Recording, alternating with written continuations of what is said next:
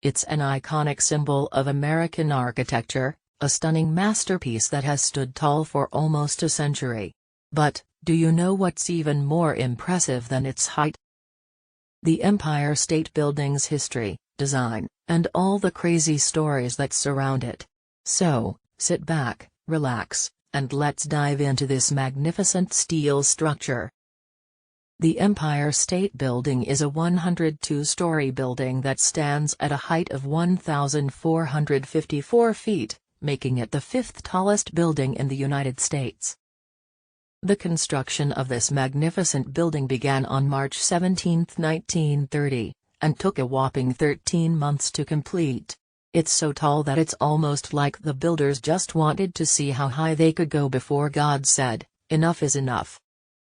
Now, you might be wondering, why did they build it? The former had the Chrysler Building, which was the tallest building in the world at the time, and the latter wanted to claim the title by building the Empire State Building. So, it's not just a building, it's a giant ego war. But, the Empire State Building didn't just stop there. It has had many other notable achievements throughout its long history. Did you know that during World War II, it was used as a lookout point to search for enemy planes? It has also been a backdrop for many movies, such as King Kong, Sleepless in Seattle, and An Affair to Remember. Heck, if you've seen any movie with a scene set in New York, there's a good chance the Empire State Building made an appearance.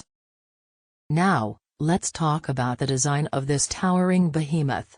It was designed by architect William F. Lamb, and it took him only 2 weeks to come up with the final design.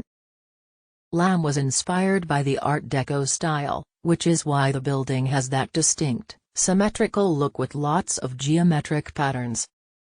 But, here's the thing, the Empire State Building wasn't supposed to be Art Deco at all. It was supposed to be a traditional, Gothic-style building with lots of arches and gargoyles. But, the architects changed their minds at the last minute, and thank God they did. Otherwise, we might have had a giant cathedral in the middle of Manhattan. Alright, so we've talked about its history, design, and achievements, but we haven't yet talked about the most interesting thing about the Empire State Building, its colors. Yes, you heard that right, colors. The Empire State Building changes colors depending on the occasion.